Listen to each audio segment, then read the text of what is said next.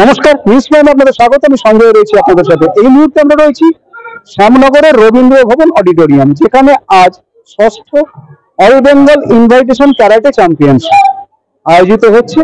আয়োজক AISKA অর্থাৎ all India Shotokan karate academy, যেটা ABSKA অর্থাৎ all Bengal sports karate-do association দ্বারা অ্যাফিলিয়েটেড, এবং কাই অর্থাৎ ক্যারাটে অ্যাসোসিয়েশন অফ ইন্ডিয়ার দ্বারা অ্যাফিলিয়েটেড। এই মুহূর্তে আমার চারপাশে যারা রয়েছেন তারা হচ্ছেন পিলার এই ক্যারাটে। AISKA, ABSKA, কাই ইত্যাদি।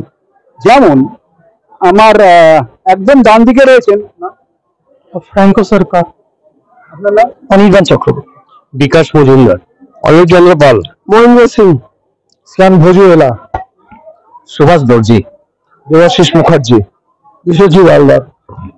অর্থাৎ বুঝতেই পারছেন প্রত্যেকটা পিলার আমার সাথে দাঁড়িয়ে রয়েছেন, কিন্তু আমার সাথে এই মুহূর্তে আমার পাশে যিনি দাঁড়িয়ে রয়েছেন তিনি নন আদার দেন এই অল বেঙ্গল স্পোর্টস ক্যারাটেডো অ্যাসোসিয়েশনের যিনি ট্রেজারার, সেই শিহান ভোজুয়েলা। আমি সবার সাথে একটুখানি কথা বলে নেব। শিহান, প্রথমত নিউজ প্রাইমে আপনাদের স্বাগত।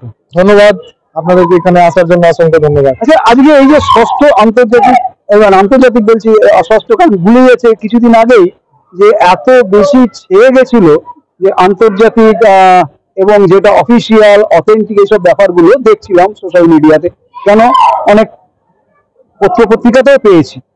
সেই হিসাবে আমি প্রশ্ন করতে চাই যে আজকের এই যে ষষ্ঠ invitation all Bengal karate championship, এটা আর যেটা নেতাজি ইন্ডোরে হয়ে গেল, সেটা দুটোর মধ্যে তফাৎ?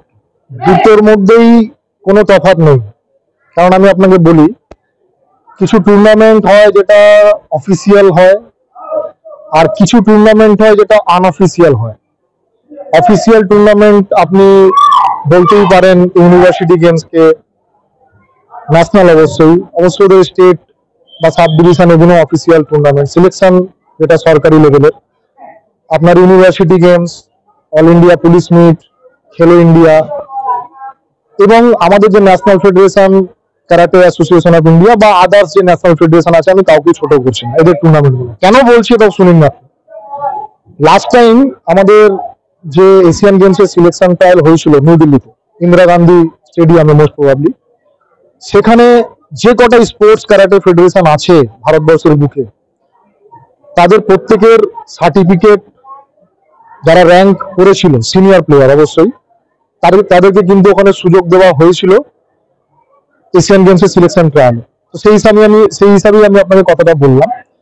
এবার আসি আপনার যে মূল প্রশ্ন, যে কিছুদিন আগে যেটা দেখলেন, যেটা হলো, বা আজকে যেটা হলো, দুটোর মধ্যেই কোনো তফাৎ নেই, কোনো আপনি পার্থক্য খুঁজে পাবেন না। কেন?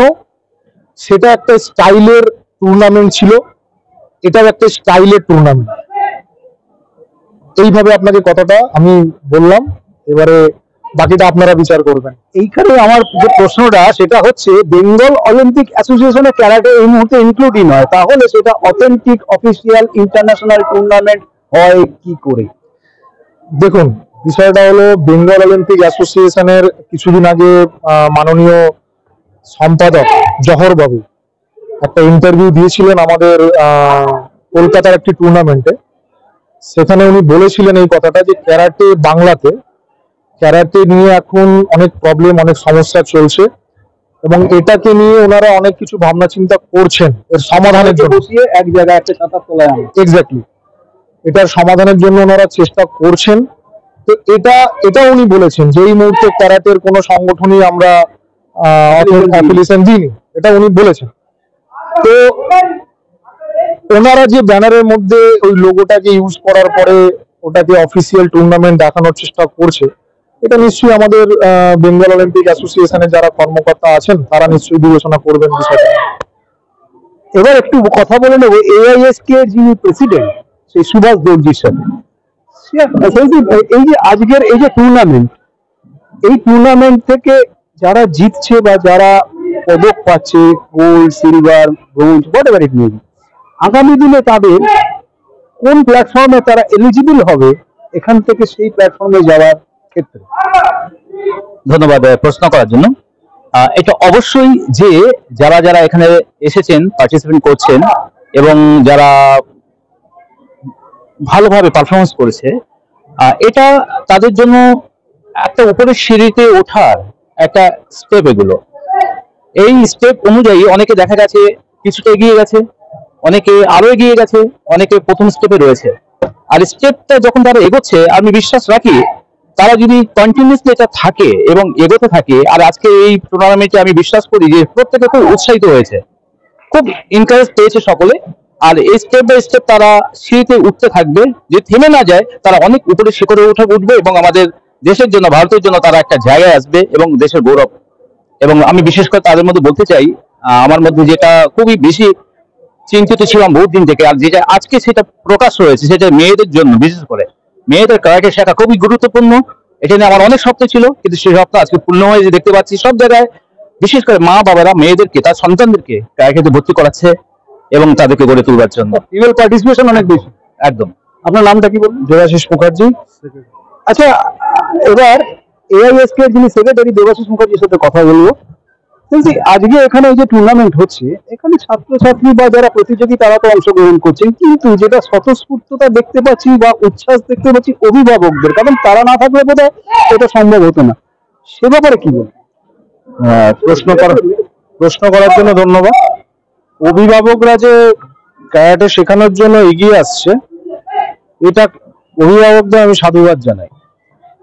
ইভেন এই যে মানসিকতা তৈরি হচ্ছে যে এই কম্পিউটারের জগতে, এই মোবাইলের জগতে, যে মাঠে নামিয়ে এই একটা গুরুত্বপূর্ণ ইভেন্ট, সেটাকে গার্জেনরা সেখানে দিচ্ছে তাদের, তাই জন্য আগামী দিনেও আমাদের অর্গানাইজেশনের পক্ষ থেকে তাদের জন্য সাধুবাদ রইল, আর শুভেচ্ছা রইল আমাদের পার্টিসিপেটদের জন্য বা আমাদের স্টুডেন্টদের জন্য।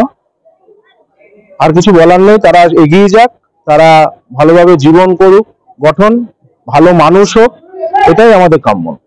এবার শ্রী অনির্বাণ চক্রবর্তীর কাছে যাবো।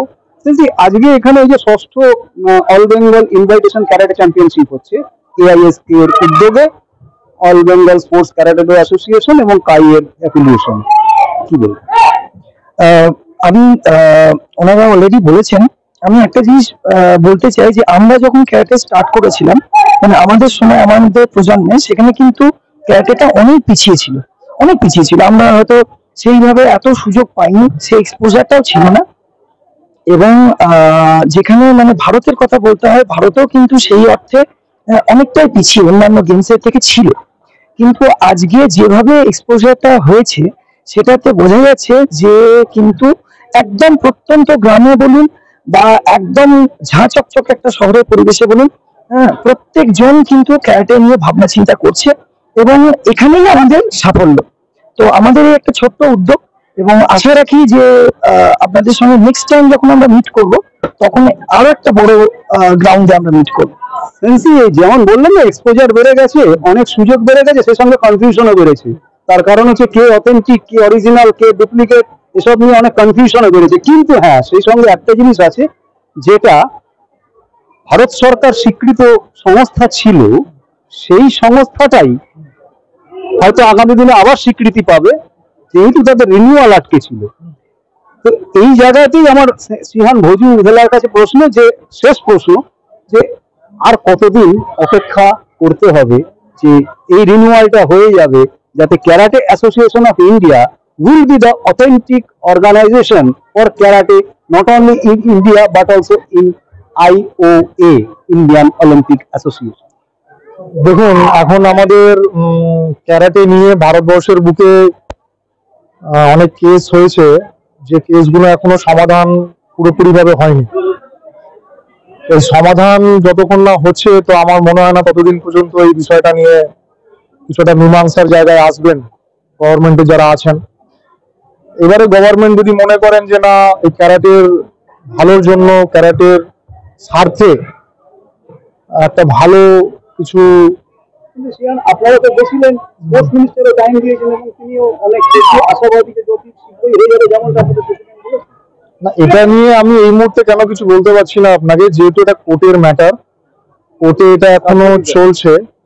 তো এই বিষয়টা নিয়ে এই মুহূর্তে কিছু আমার মন্তব্যটা অর্থাৎ যেমনটা স্নেহান ভোজবেলা জানাচ্ছেন যে সাবজুডিস আছে, যেহেতু বিষয়টা সাবজুডিস আছে সেই জন্য এই বিষয়ে মন্তব্য থেকে বিরত থাকছেন, কিন্তু আশাবাদী অতি শীঘ্রই হয়তো এই অ্যাপ্লিকেশন হয়ে যাবে। এবং সবচেয়ে বড় যেটা আসার কথা সেটা হচ্ছে পার্টিসিপেশন অফ প্যারেন্টস, অভিভাবকদের এই যে স্বতঃস্ফূর্তভাবে তাদের সন্তানদের ক্যারাটেতে ইনক্লুশন, এটা আগামী দিনে আমাদের অনেক দূর পর্যন্ত নিয়ে যেতে অনেক বেশি সহযোগিতা করবে এবং এর মাধ্যমে হয়তো আগামী দিনে সুরক্ষিত সমাজ, সুরক্ষিত দেশ তৈরি হবে। ভিডিও জার্নাল ইন্ডিয়ার সাথে নিউজ প্রাইমের জন্য সঞ্জয় সাহা সামনে।